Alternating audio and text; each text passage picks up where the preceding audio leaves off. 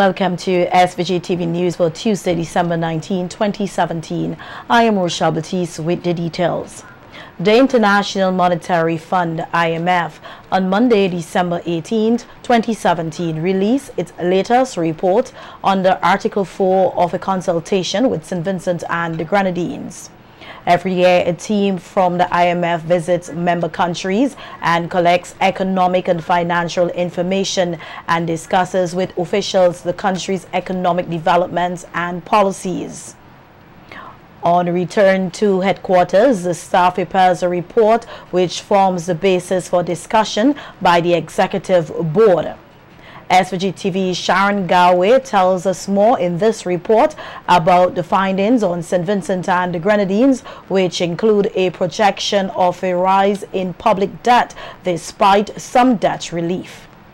According to a report from the Executive Board of the International Monetary Fund, IMF, of a consultation with St. Vincent and the Grenadines, which concluded on the 15th of December 2017, SVG's economic growth for 2017 is expected to remain relatively flat. As for the country's fiscal position, according to the IMF, this area is expected to worsen substantially in 2017 due to a projected decline in tax revenue after exceptional receipts in 2016 and higher outlays for transfers, subsidies, and public investment. The report findings also conclude that the country's public debt will resume rising despite some debt relief, noting that the risks to the projection are tilted to the downward side, given the inadequate policy stance, the uncertain global environment, and vulnerability to natural disasters. The International Financial Institution said additional fiscal measures are needed in 2018 and over the medium term to pay arrears and public debt on a clear downward path, mitigate debt distress, and achieve the regional debt target, noting that under the current policies, public debt is projected to continue to rise from its already high level. In this context, the IMF is advising the local authorities to implement measures yielding 1.8% of the GDP over the next 2 years, which would provide the needed savings to a contingency fund to address natural disasters. In the area of tourism, the Independent Financial Organization pointed out that this sector is likely to recover next year, owing to enhanced connectivity with key tourism source countries, and that a projected boost in tourism arrivals in the second half of the year from new air connections is expected to offset a decline in the first half of the year. The IMF also noted that strong spillovers from the new airport, the construction of a modern port, and launching of the geothermal project could support growth for the country in the medium term. It further points out that growth is expected to pick up by 2.1% in 2018 and reach its potential over the medium term, reflecting improved connectivity and supported by the expected reopening of a large hotel. Over the medium term, inflation is projected to converge to 1.5% and the current account deficit to decline. As food imports diminish and tourism takes off, reserves should remain at comfortable levels. Further recommendations by the IMF for the authorities include containing the wage bill and curbing the growth of public pensions as a form of fiscal consolidation, broadening the tax base by streamlining tax concessions and exemptions, and collecting tax arrears, which the financial institution says would limit the need for further increasing taxes. The IMF also recommended structural fiscal reforms to mobilize additional revenue and strengthen the overall public financial management. It concludes that improving the efficiency of public expenditure and cash management practices is necessary to bring to a halt the accumulation of budgetary arrears. Sharon Garway reporting for. In other news, as part of efforts to enhance SVG's fisheries sector, the Minister of Agriculture, Forestry, Fisheries, Labour and Rural Transformation has set out to privatize the operations of fishery centers across the nation. Earlier today, the third sign-in ceremony in this regard was held, this time for 2 lease agreements for the Owie and Barley fishery centers between the government of SVG and 2 entities, namely the Barley Fisheries Development Cooperative Society and the Ocean Marine Shipping Agencies Limited, which will be in charge of the operation of the Owia Fisheries Center. Nikita Tony tells us more in this report. With several hundred persons earning livelihoods through the fisheries sector here in SVG, the Ministry of Agriculture, Forestry, Fisheries, Labour and Rural Transformation has set out to enhance the sector by privatizing the operations of all local fisheries centres. To this end, a second signing ceremony for lease agreements was held earlier today, Tuesday, December 19, between the government of SVG and the Brighton Fisheries Development Cooperative Society, as well as the Ocean Marine Shipping Agencies Limited, to officially hand over the operations of the Brighton Fisheries Center and the Owia Fisheries Complex, respectively. In his address at the signing ceremony, Minister of Fisheries Sabota Caesar said the initiative is a part of the government's general policy to work with the private sector and other community organizations to ensure that fisheries facilities in the country are fully utilized. We witnessed last week the signing of a lease agreement for the facility in Beckway, and there are 2 outstanding leases to be signed for Union Island and Canawan. It is very important that we continue to encourage the private sector to continue to produce in a very efficient manner, and I want to take this opportunity to encourage the private sector and the community organizations to continue to lift their game. Minister Caesar further pointed out that in the case of the Owia Fisheries Complex, the public will still be able to utilize the facility. Facility in Owia, even though there are areas which will be leased to the private sector, that there are general areas which will be utilized by the general public, because the last thing that we will ever do is to lease the entire facility to the private sector. So what we are doing is that we have compartmentalized the facility, and there are certain sections which have been leased. Representative for the Brighton Fisheries Development Cooperative Society, Vibert Pierre, noted that the cooperative will use the facility to continue carrying out its mandate. Continue to meet the needs of the fishermen and help provide employment for our people. I would like to express our appreciation to the Fisheries Division as well, the National Fisher Folks Organization and the Cooperative Division for their support to the cooperative over the years and for working along with us to ensure that we have arrived at this juncture. Speaking on behalf of the local exporting company Ocean Marine Shipping Agencies Limited, Mark Jacobs expressed gratitude to the government of SVG for their support and continued efforts in developing the fisheries sector. I want to thank the Minister of Agriculture and the government of St. Vincent and the Grenadines for the opportunity to create brand that not only I can be proud of, but people of St. Vincent as well. Last couple months, the company has been able to secure markets internationally for the export of conch, and we will be soon exporting lobster and fish. I've sent samples of shipments to the USA and have received such great reviews that 2018 we will see a special branding of our conch that leaves our shores, as they will be branded Vinci Pride Seafood.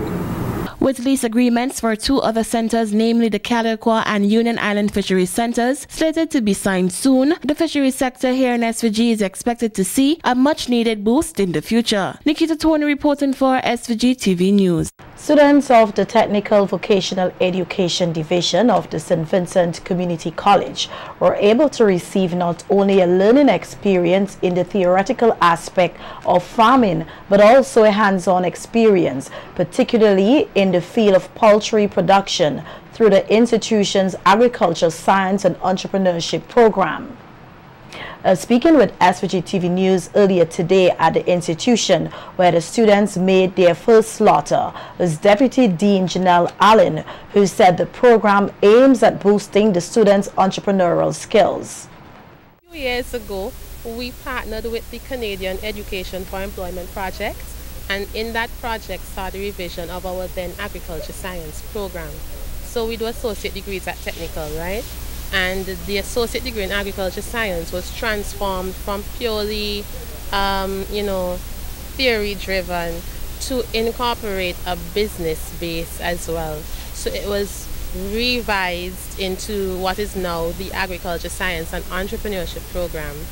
It was based on a business model so that the students would not just learn about agriculture, but learn to promote a product, to market a product, to produce a product for sale. Because what we don't want is students going out looking to be employed. We want to produce students, choose graduates, who are capable of providing their own employment and of course employment for others, right? So that was the genesis of this whole project. Alan highlighted various aspects of the program and encouraged the public to support the students by purchasing their poultry product. That program came the poultry production unit, which is what you see behind here.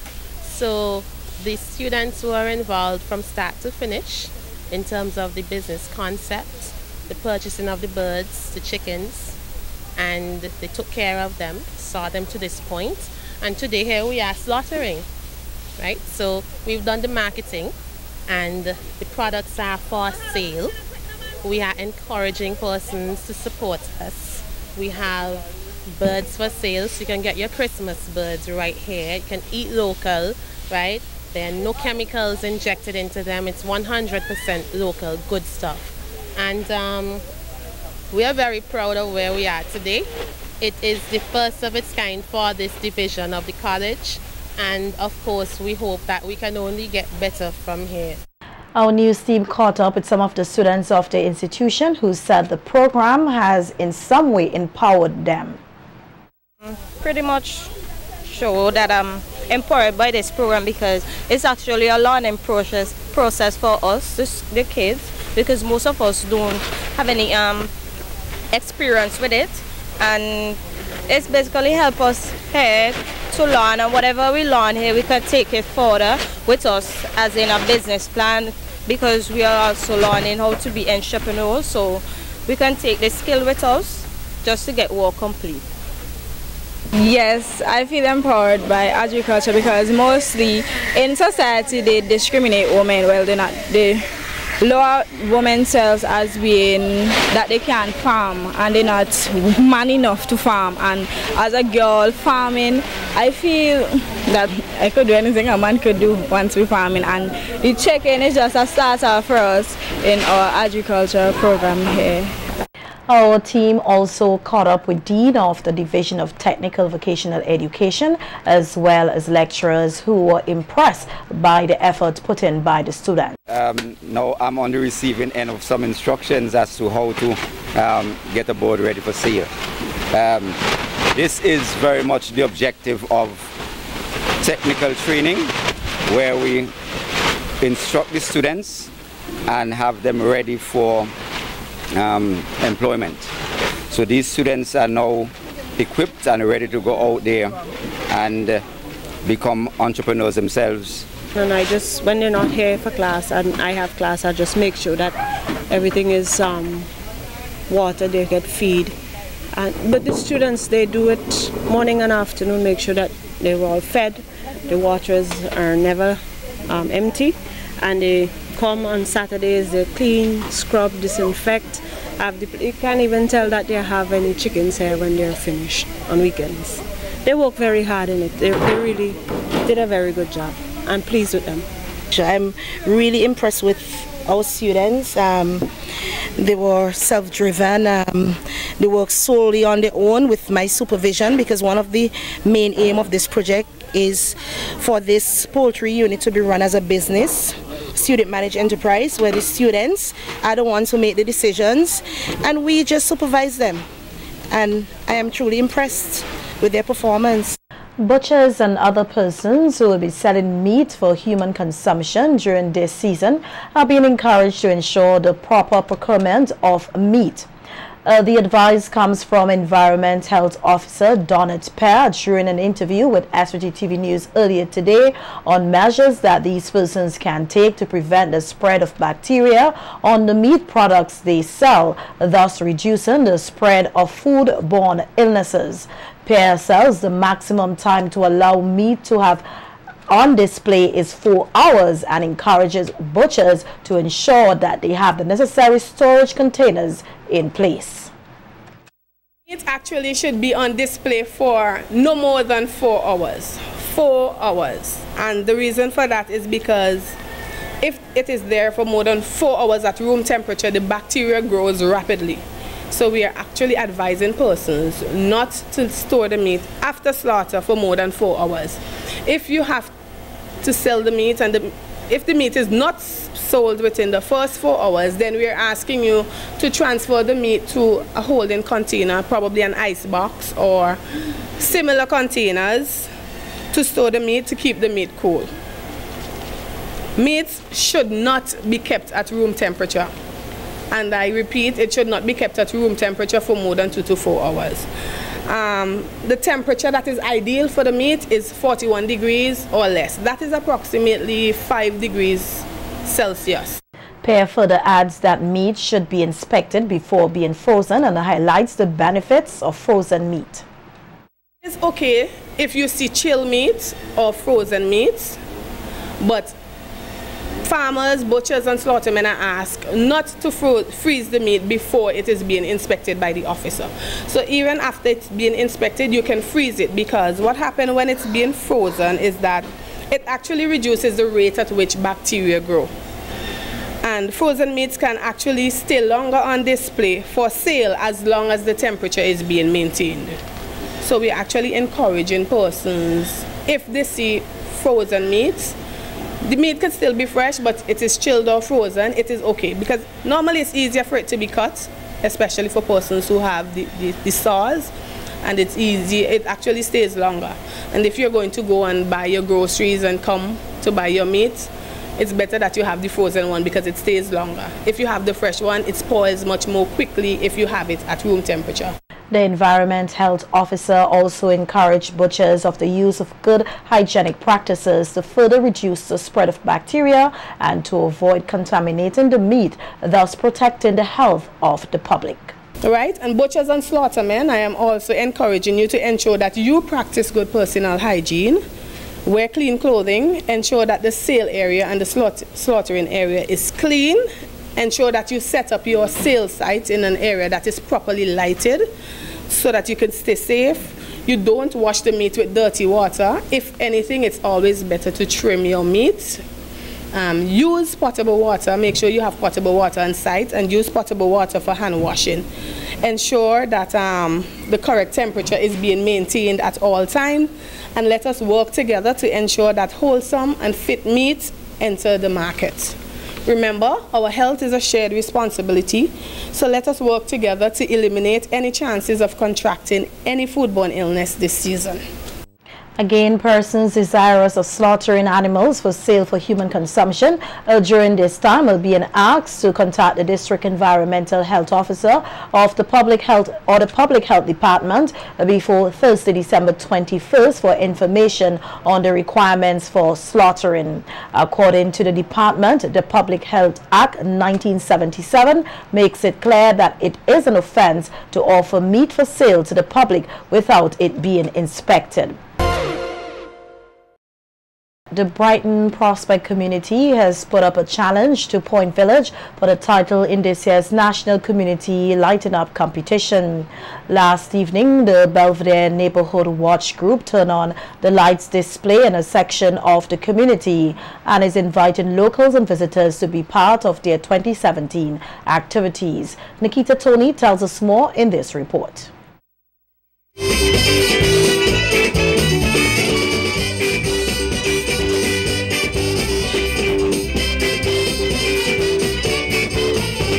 Under the theme Spreading the Love, activities as part of the unique Christmas 9 Mornings Festival officially commenced last Saturday, December 16th. To this end, various 9 Morning communities are hosting activities as part of their contribution to the 2017 festival. On Monday evening, the Belvedere Neighborhood Watch Group kicked off their celebrations with the official launch of their 4th annual lights display. Addressing the gathering, area representative Camila Gonsalves commended the Belvedere Neighborhood Watch Group for their continued efforts in putting on the lights display. Last year, after going to a number of lighting ups, all around St. Vincent and the Grenadines, I have to tell you that you get robbed last year.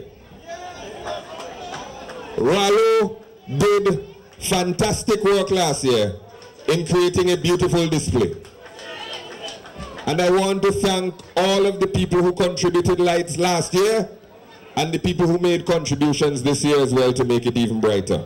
I'm happy to say that as much as they are competitive, when I called to say, listen, I gave you a couple lights last year, let me give you a couple more lights this year, they said, comrade, we have enough lights and we have a winning plan. Give your lights to somebody else. And so this year, Glenn, for the first time, will have a lighting up, thanks to your generosity. Pointing out that the Christmas season is a very special occasion here in SVG, Gonzalez urged persons gathered to hold on to their traditions and to spread the spirit of love and togetherness. We are the only country in the world that has 9 mornings.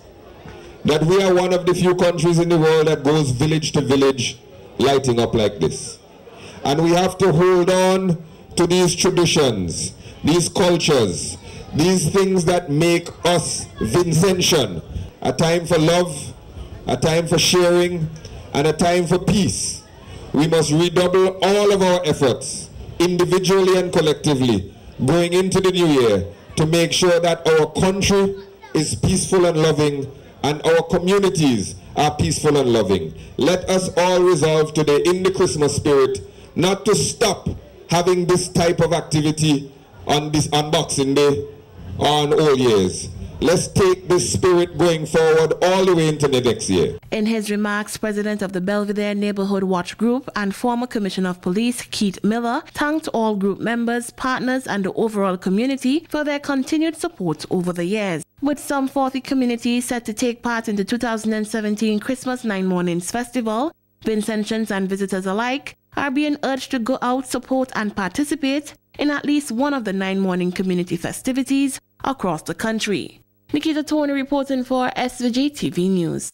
And residents of Brighton can expect to see a number of work programs undertaken in their community in 2018, a promise given by Area Representative and Minister of Finance, Camilo Gonzalez, speaking at last evening's ceremony to turn on the lights display in the area. Gonzalez told the gathering that a series of work is set to roll out soon to further enhance the area, particularly as it relates to the prime tourism site, the Brighton Salt Pond.